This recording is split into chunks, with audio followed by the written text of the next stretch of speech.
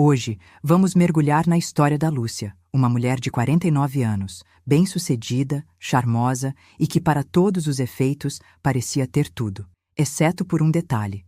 Em sua vida amorosa, ela era uma especialista em encontrar defeitos. Lúcia atraía homens bons, homens gentis, estáveis, homens que queriam construir um futuro com ela. Mas nenhum deles parecia ser o suficiente. Um era previsível demais, outro não tinha ambição, um terceiro não entendia sua alma. Ela os descartava com uma facilidade desconcertante, sempre em busca de uma chama, de uma intensidade que nunca encontrava. Mas a verdade é que Lúcia não estava comparando esses homens uns com os outros. Ela os estava comparando com um fantasma. Um fantasma poderoso e idealizado que ocupava o trono de seu coração desde a infância, a imagem de seu pai. Você já se sentiu assim? Já sabotou um relacionamento promissor porque, no fundo, sentia que faltava algo? Você se vê constantemente desapontada com os homens, sentindo que nenhum deles consegue alcançar um padrão invisível e inatingível? E se essa busca incessante não for por um parceiro melhor, mas sim um ato de lealdade inconsciente a uma figura do seu passado? E se, para finalmente encontrar o amor, você precisasse primeiro trair a memória do homem que mais amou? Aos 49 anos, Lúcia era uma advogada respeitada, sócia de um escritório de prestígio. Ela era conhecida por sua inteligência afiada, seu senso de humor sarcástico e sua lealdade feroz aos amigos. Sua vida social era ativa, sua carreira brilhante. Ela viajava, frequentava bons restaurantes, tinha uma vida que muitos invejariam. Para entender o enigma de sua vida amorosa, precisamos voltar à sua infância. Lúcia era a filha única de um homem que era maior que a vida. Seu pai, um jornalista famoso, era carismático, brilhante, o centro das atenções em qualquer lugar que fosse. Ele a tratava como uma princesa, a sua menina inteligente. Ele a levava para viagens, a apresentava a pessoas fascinantes, lia poesia para ela. Aos olhos da pequena Lúcia, seu pai não era um homem, era um deus. Mas esse deus tinha um lado sombrio. Ele era um boêmio, frequentemente ausente. Havia noites em que ele não voltava para casa, deixando sua mãe em um estado de ansiedade silenciosa. Ele tinha um temperamento volátil. A mesma boca que recitava poesia podia proferir críticas cortantes. A vida com ele era uma montanha russa de picos de euforia e vales de incerteza. Lúcia aprendeu a navegar nesse ambiente. Ela se tornou a confidente do pai, a única que realmente o entendia. Ela aprendeu a perdoar suas ausências, a justificar seu comportamento, a viver pelas migalhas de sua atenção gloriosa. Ela se tornou, sem saber, a guardiã da imagem idealizada de seu pai. E essa lealdade infantil se tornaria a lente distorcida através da qual ela enxergaria todos os outros homens pelo resto de sua vida. O padrão de Lúcia se manifestava como um processo de desqualificação sistemática de qualquer homem que ousasse ser normal. A primeira cena é com André, um engenheiro. Ele era estável, gentil e completamente apaixonado por Lúcia. Ele planejava encontros, lembrava de datas, falava abertamente sobre seus sentimentos e sobre querer um futuro com ela. No início, Lúcia se sentiu lisonjeada, mas depois de alguns meses, a estabilidade dele começou a parecer tédio para ela. Ele é tão previsível, ela confidenciou a uma amiga. Eu sei exatamente o que ele vai dizer, o que ele vai fazer. Não há mistério, não há desafio. Ela começou a criar pequenas discussões, a testar os limites dele, quase como se quisesse provocar uma reação mais intensa. Como André era um homem pacífico, ele não entrava no jogo. Lúcia terminou o relacionamento, dizendo que a paixão havia acabado, deixando-o completamente confuso. A segunda cena é com Gustavo, um músico. Ele era sensível, criativo, e a tratava com uma adoração quase reverente. Ele compôs uma música para ela. Ele a ouvia por horas, fascinado por sua inteligência. Lúcia, a princípio, adorou ser o centro das atenções de alguém, mas novamente o padrão se instalou. Ela começou a ver a sensibilidade dele como fraqueza. Ele é muito carente, ela pensou. Ele não tem a força do meu pai. Ela começou a criticar sutilmente sua falta de ambição mundana, comparando sua vida de artista com a do pai jornalista, que abalava o mundo. Ela o diminuiu lentamente, até que a admiração dele se transformou em insegurança. O relacionamento se desfez sob o peso de suas expectativas. A terceira cena, a mais dolorosa, foi com Ricardo, um médico divorciado com 2 filhos. Ele era maduro, equilibrado e ofereceu a Lúcia algo que ela nunca teve: um amor adulto, tranquilo e consistente. Ele a incluiu em sua vida, a apresentou aos filhos, fez planos realistas para o futuro.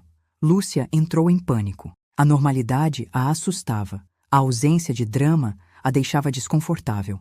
Ela começou a procurar defeitos microscópicos, criticava o jeito que ele se vestia, a relação dele com a ex-mulher, a forma como ele educava os filhos. Ela estava, inconscientemente, tentando encontrar uma razão para fugir.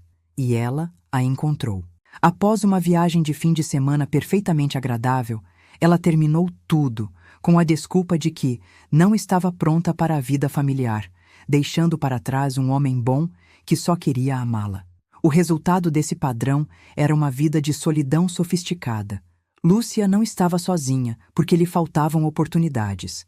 Ela estava sozinha por escolha, uma escolha que ela mesma não entendia. A consequência mais visível era um cinismo crescente em relação ao amor. Homens bons são entediantes e homens interessantes não prestam, ela dizia, como se fosse uma verdade universal. Essa crença a protegia da dor de admitir que o problema poderia estar nela. Era mais fácil culpar o mercado do que sua própria incapacidade de se conectar. Havia também uma profunda dissonância cognitiva. Lúcia, a advogada lógica e racional, era completamente irracional em sua vida amorosa. Ela ansiava por um relacionamento estável, mas só se sentia viva na presença do instável. Ela queria paz, mas era viciada no caos emocional de sua infância. Essa contradição interna gerava uma ansiedade constante, uma sensação de estar em guerra consigo mesma. A dor mais profunda, no entanto, era a solidão de nunca ser verdadeiramente vista. Ao manter todos os homens à distância, comparando-os com um ideal inatingível, ela nunca permitia que ninguém se aproximasse o suficiente para conhecê-la de verdade, com suas próprias falhas e vulnerabilidades. Ela se apresentava como uma mulher forte e autossuficiente, mas por trás dessa fachada havia a mesma menina que ainda esperava pela aprovação de um Deus imprevisível. Ela estava presa em um pedestal solitário, sem saber como descer. A situação de Lúcia é um exemplo clássico do que Jung descreveu como um complexo paterno poderoso. Como vimos, um complexo é um núcleo de energia psíquica. No caso de Lúcia, o complexo se formou em torno da figura idealizada e ambivalente de seu pai. Para a psique de uma filha, o pai é o primeiro representante do masculino, do outro. Ele é a figura que a introduz no mundo, que molda seu ânimos, sua imagem interna do masculino. Quando o pai é uma figura tão intensa e carismática como o de Lúcia, a filha pode desenvolver o que se chama de uma filha do pai, father's daughter. Ela se identifica profundamente com ele, com seus valores, com seu mundo. Isso pode lhe dar grandes vantagens, como ambição e inteligência, como aconteceu com Lúcia. No entanto, o lado sombrio é que ela pode ficar psicologicamente casada com o pai. A imagem dele se torna o molde para todos os homens. O problema é que ela não se apaixonou pelo pai real, com todas as suas falhas, o alcoolismo, a ausência, a crueldade. Ela se apaixonou pela imagem arquetípica do grande homem que ela projetou nele. Essa imagem é brilhante, poderosa, excitante. E nenhum homem real, normal e saudável pode competir com um arquétipo. O homem bom e estável sempre parecerá menor, mais fraco, menos interessante, em comparação com o Deus que ela cultua em seu altar interno. A lealdade dela não é ao pai de carne e osso, mas a projeção que ela se recusa a abandonar. O ponto de virada de Lúcia aconteceu durante um almoço de domingo com sua mãe. Seu pai já havia falecido há alguns anos.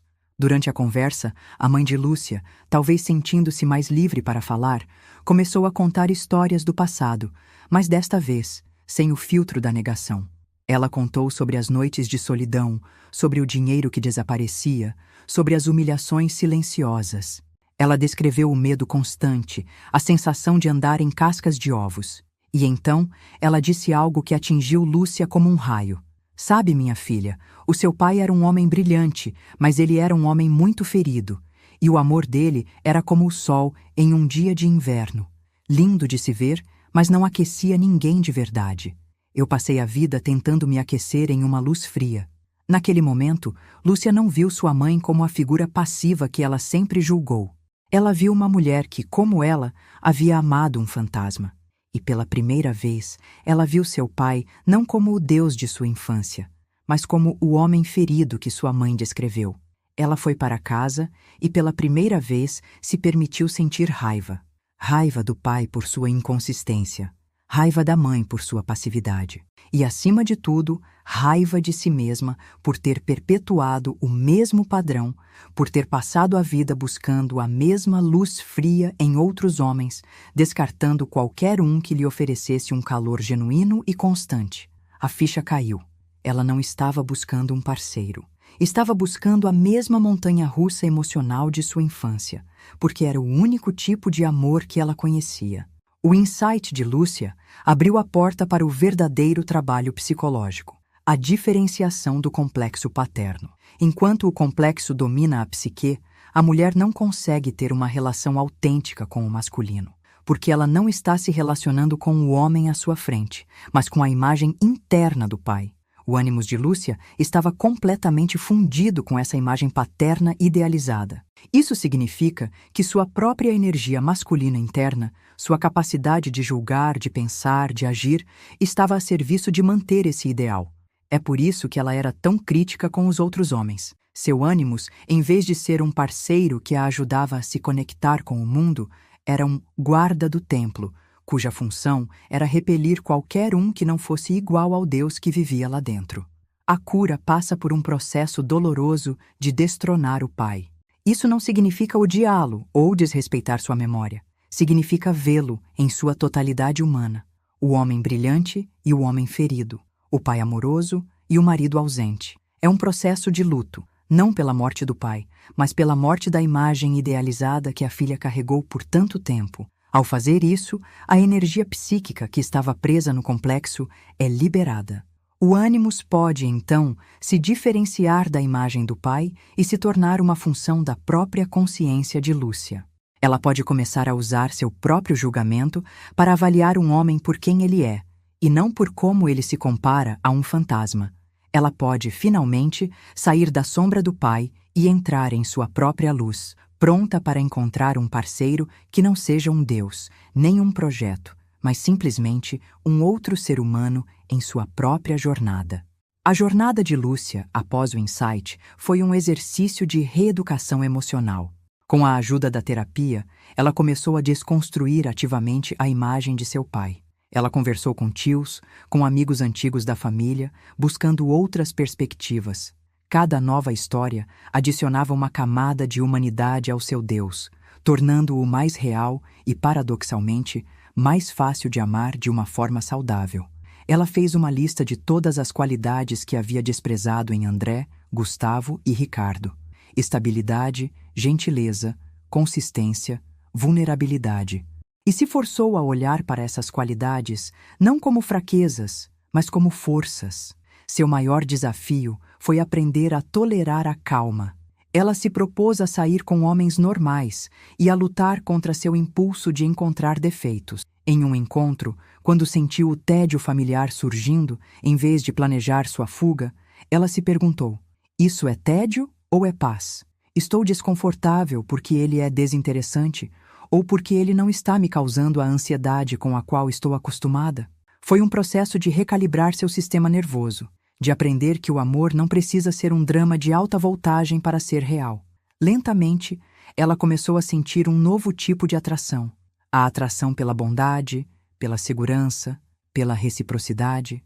Não era a faísca ofuscante da idealização, mas o calor constante e suave de uma lareira. E ela percebeu que era esse calor que ela havia buscado por toda a vida. A história de Lúcia nos convida a fazer uma pergunta corajosa. A quem nós somos leais em nossos corações? Qual figura do nosso passado?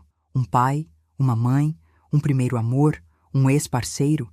Ainda ocupa o trono e serve como régua para todos os que vêm depois. Pense nos seus relacionamentos. Quando você se desaponta com seu parceiro, você está reagindo a ele ou à forma como ele falhou em corresponder a um ideal que você carrega.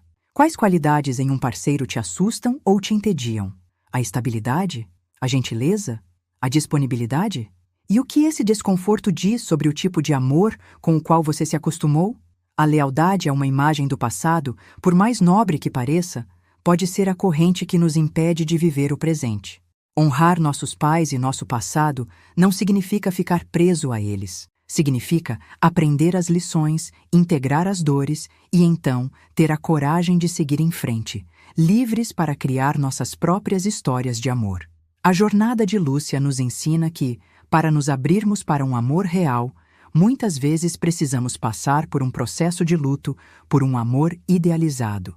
Precisamos ter a coragem de descer nossos ídolos de seus pedestais e vê-los como os seres humanos complexos e imperfeitos que eram. A verdadeira parceria não é encontrar alguém que se encaixe em um molde pré-existente em nossa mente. É ter a capacidade de encontrar um outro ser humano em sua própria singularidade, com um coração aberto e curioso. É trocar a excitação do drama pela profundidade da paz. Se você se reconheceu na lealdade invisível de Lúcia, eu te convido a compartilhar sua reflexão nos comentários. Qual fantasma do passado você sente que ainda influencia suas escolhas amorosas hoje? Ao trazermos esses fantasmas para a luz, eles perdem o poder que têm sobre nós. Obrigada por sua presença e por sua jornada corajosa em direção à liberdade. Cuide-se bem, por inteiro.